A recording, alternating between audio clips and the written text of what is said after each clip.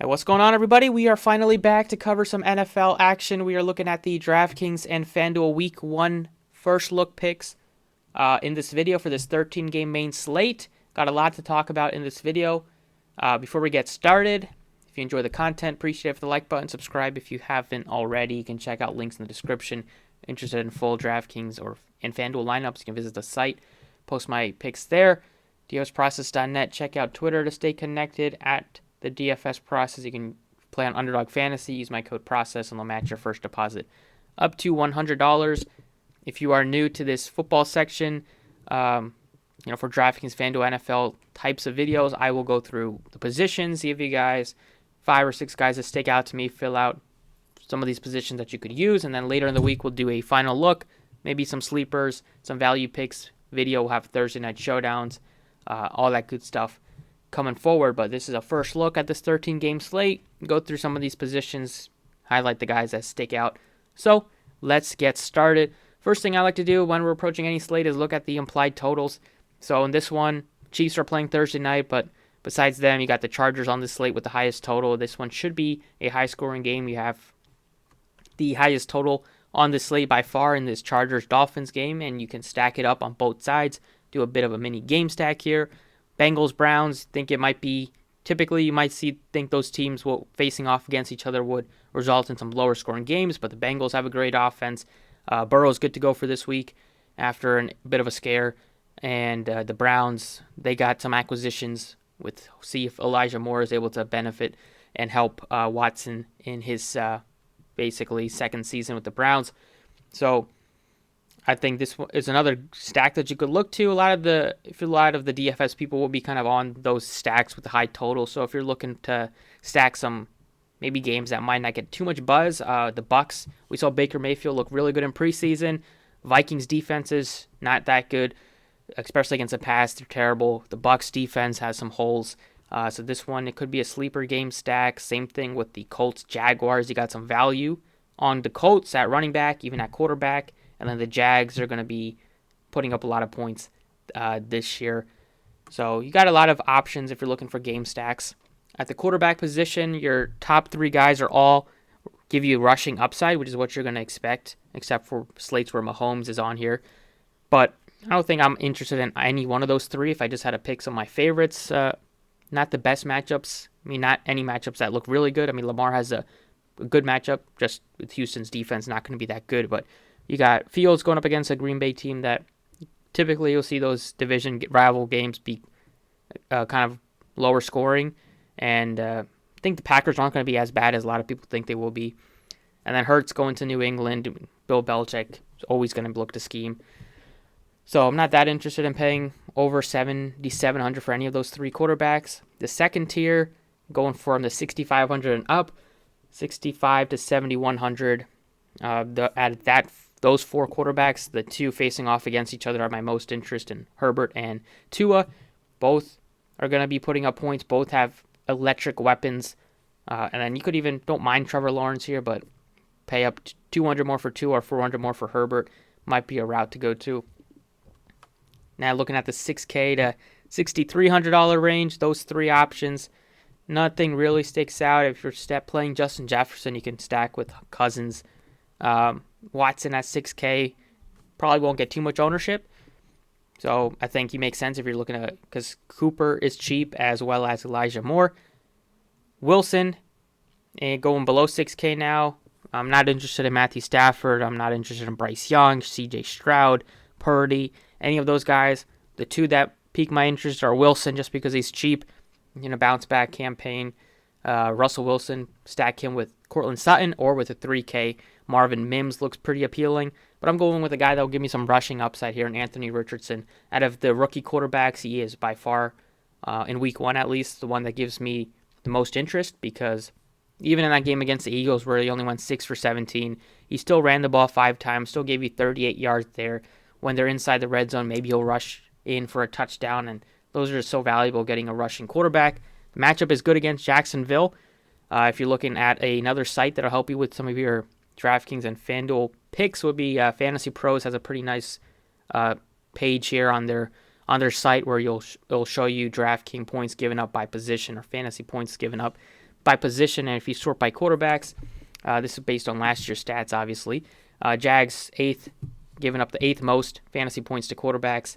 And Richardson, he's going to struggle with passing, but his rushing should be there. Wouldn't surprise you if he rushes for 100 yards in a couple games this year. Wouldn't be surprised if it happens in week 1. Going over to running backs now, 8K and up range. Bijan being 8K in his first NFL game is definitely not going to get too much ownership, so good for GPPs. Personally, I'm not that interested in that price tag. Carolina's also pretty good against the run, although playing in Atlanta will help. At least he's not going on the road in his first game. McCaffrey, there's some rumors that they might be a bit cautious with him, at least to manage his workload a bit. I mean, they got a really quality running back in Eli Mitchell. 87 against Pittsburgh. With that defense, not going to pay that much for him. I like Eckler the most just because that game should be high scoring and probably gives you upside for multiple touchdowns. Chubb against Cincy. Browns don't have Kareem Hunt anymore. They got Ford back there backing up Chubb, who's probably going to be in third down situations. Chubb, maybe he'll get more catching this season, more pass catching opportunities without Hunt. But still not, I don't think he'll dominate. I mean, 5 catches is probably the most you can expect. Typically, he's 1 to 3, sometimes 0, but he's going to get 20-plus carries on the ground. Going below $8,000, Henry, people are a bit worried about him at times, but the price tag against the Saints looks pretty good. You know, he's one guy that's not going to do almost anything catching the ball. Couple catches you're going to expect, but his receiving touchdowns are just not there ever. I think his total this year opened at half a receiving touchdown on sportsbooks for the whole season. Josh Jacobs, now that they agreed on a structure for just 1 year, but he got $1.7 million more than he would have made, so he's probably happy. Almost $2 million more in his pocket, minus taxes, probably like $1 million. But 77 against the Broncos defense, it's fine. You know, Jacobs is going to be, he's a guy that plays a lot of third downs, and sometimes they'll bring him off the field, but he's one that'll get you a ton of work on carries, and then you also chip in with probably 5+ targets.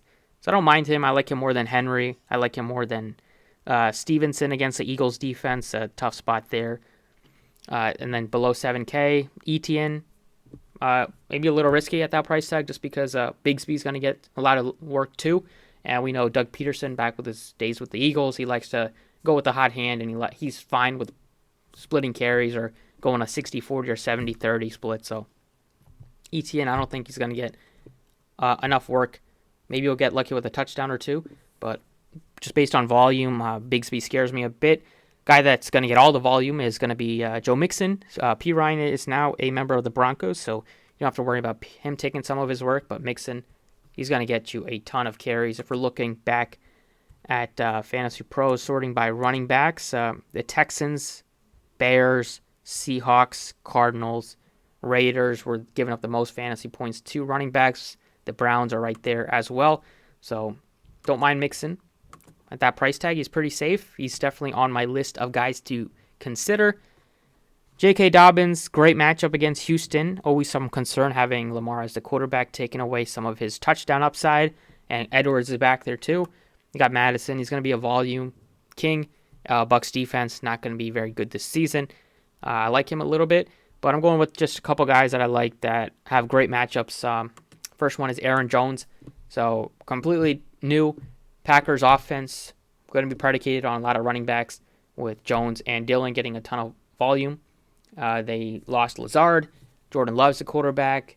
Jones is going to be there on passing situations. I think he's going to get a ton of work, and they're going to look to build around him. Bears, they got some acquisitions this year. They're probably going to make some improvements in both aspects, offense and defense, but Jones has had success against them. Last year, week 2 opened up with a 35 fantasy point game against them. Closed with just 14 touches, but he gave you 10. Didn't have any touchdowns in this one. I like him at that price tag at $6,300. Another one to look to is Cam Akers at $6,200. He's looked really good in training camp in this offseason. The Rams not going to have Cooper Kupp, looks like, at least for the first week, maybe multiple weeks to open up the season after he re-aggravated his hamstring injury. And Akers closed the season on a pretty high note, getting a lot of volume, getting receiving Pretty good carry or reception totals and some yardage there, 24, 29, 35. So that's encouraging. Not having a lot of other weapons, not having Cup there is going to be great for Akers. At least early on, the matchup is solid against Seattle as well. So $6,200, I like him a lot. I like him more than Kenneth Walker, who might lose some work to Zach Charbonnet. Pierce is there, but the matchup is tough against Baltimore. Javonte Williams, they said they might limit his work early on coming from his ACL injury, so he's risky. Sanders, I mean, he's fine, but kind of know what to expect. One guy that I like is Rachaad White. Going to get a lot of volume for the Bucs this season. Good spot against Vikings. They struggle against the ground. They give up a lot of points. Could be a sleeper game stack.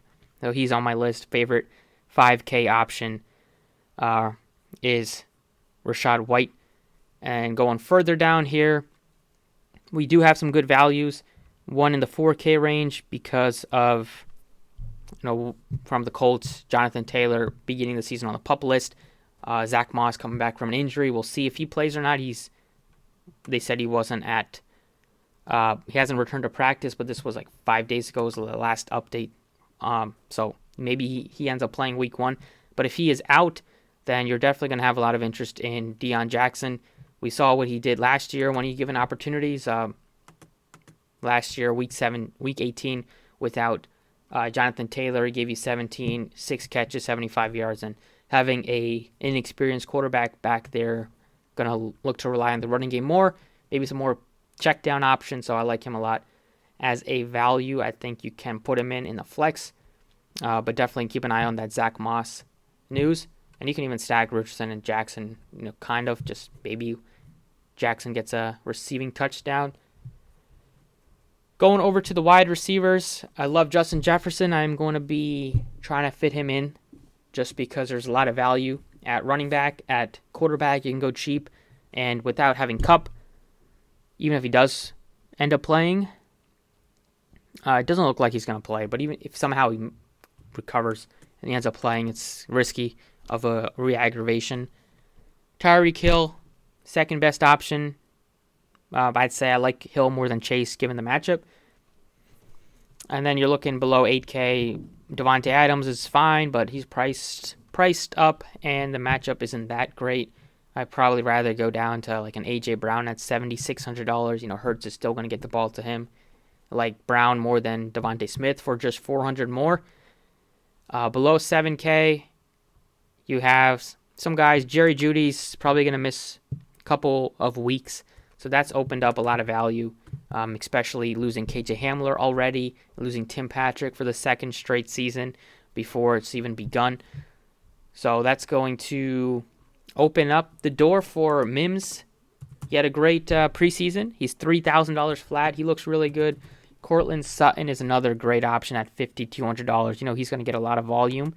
So having a Sean Payton there as well is just going to think maybe the Broncos are going to look better this year as long as they don't continue getting derailed by injuries. One of my favorite 6K options and favorite receivers of the week is Chris Olave. Great matchup against the Titans. The Titans gave up the most fantasy points to opposing wide receivers last year. And, the Vikings are there as well if you want to play Godwin or play Mike Evans. The Panthers are there. They're giving up 30 plus. So you got a lot of good spots, but I think Olave with Derek Carr in his second season is going to take a huge step forward. Love that price tag. Matchup is great, and I think he's probably a good chance to get you 15 to 20 plus fantasy points.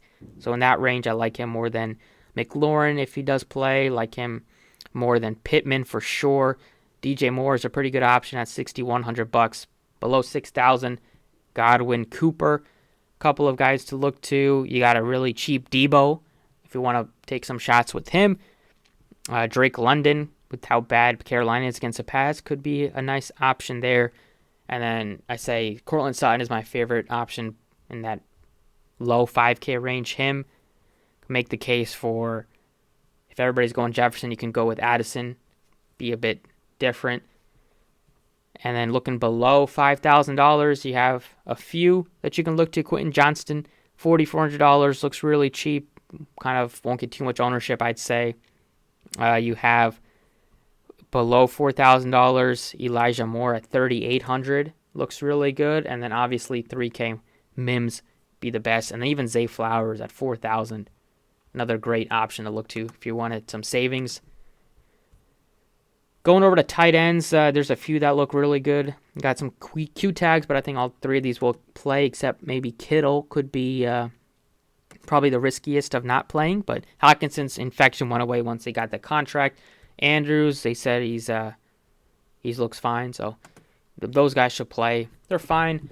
Higbee looks good just because not having Kupp, great spot to get a ton of targets, and they have a lot of options. They don't have a lot of options, so Higbee's going to get a lot of volume. Targets, you're going to see some to Van Jefferson, who looks fine, as well as a value. But his price is a little up on DraftKings, so he's not a must-play. Him, Ingram, if you're looking to maybe do Lawrence, Evan Ingram stack, he got paid this offseason. Pitts, see if this year he has a big season. And then in the low 4K range, I think David Njoku is really good. He had some good chemistry with Watson. And besides Cooper and Elijah Moore, and Moore's not really proven a ton, Njoku I think is going to be a good weapon for them, and especially in red zone situations. And then below $4,000, don't hate Irv Smith, but I think if you're looking at all the way down to 3K flat, they got some of the rookie tight ends you could maybe consider, but you have 3K for Hayden Hurst. Bryce Young is probably going to be looking to check down a lot, so he's probably a safe. Get you close to 10 fantasy points, 7 to 10, maybe more. And then finally, defenses, I'd say that just going back to the totals here and looking at the teams that have the lowest totals, the way to approach it for cash games, for tournaments, it's random defenses, most random position, defensive score, special team score. So that if you're considering between a chalk defense and one that's not going to get a ton of love, that's riskier, go with the riskier option if you're playing tournaments. But personally, looking down, I like to go cheap for my defenses whenever possible because it is super volatile. So down here, low 2K range, mid 2K range, the Cardinals against Sam Howell is one that sticks out. Going up a bit further, you have the Panthers against the Desmond Ridder and the Falcons, still super young. You got young quarterbacks more prone for mistakes. Commanders look really good at 28. They're probably going to be the chalk defense, so maybe on the other side you can take the Cardinals. But the Commanders, Cardinals are the best options that I'm looking at. If we're looking at above 3K, you can look to the Eagles defense. They added a couple rookies that looked really good in the offseason. Carter maybe has a chance to win Rookie of the Year on defense. And then all the way up, the Ravens, but I really don't want to pay 4K for my defense. So that is it. Those are some guys I like to build a first look for DraftKings. Touch on Fanduel. It's pretty similar, but I'll just kind of run through some Fanduel positions. So on Fanduel, I have most of the same spots except for I have Rachaad White at $6,400, but running through their quarterback position, same top three, more of a price gap between Fields and the top two. So maybe Fields looks a little bit better, but I'm looking a little cheaper for my quarterback options. So for myself, I think 2S77 has some interest. I like going down to Richardson at 67 just because he's super cheap. And then if you're looking for in the mid-tier, besides Tua, you could make the case for Russell Wilson. Or going up over 8K for, between Fields and Herbert and Lawrence, I'd probably take Fields with the rushing. Running backs, you have McCaffrey 92, Eckler 9K. I like Eckler more given the matchup. 8K running backs, I like Chubb. I love Josh Jacobs, probably my favorite out of these three. Bijan still very expensive. I play Bijan over Etienne though. I like Joe Mixon. I like him way more than this group. Jones is a little bit more expensive on FanDuel. That's why I went to White for $800 savings. Stevenson, better option just because he's cheaper. You got more guys more expensive than him on FanDuel than DraftKings. And then, Deion Jackson is not as much of a must because his price is not that much different than these other guys. So 56, rather just get up to White for 64, Akers for 66. Wide receiver, still going to be looking to fit in Justin Jefferson. You have more of a gap between him and the rest, so you can save 1,000 and go to Chase if you wanted to. But I like Jefferson the most. And then in the mid to low 7K range, Olave is still one of my favorite options given how good of a spot it is. And I think he's going to have a huge season minus. Hopefully he doesn't have any of those concussions again. Below 7K, Chris Godwin, Cooper, they look solid. DJ Moore is super cheap at 63.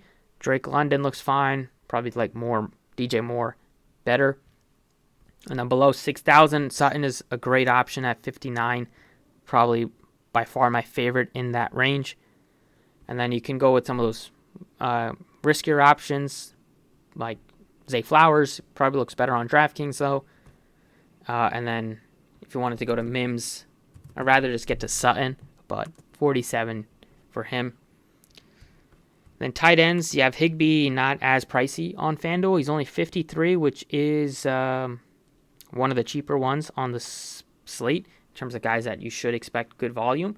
And I think he's going to get a lot of targets, so 53, I like him a lot more than like Dulcich, who might not even get many targets, Kmet, Schultz.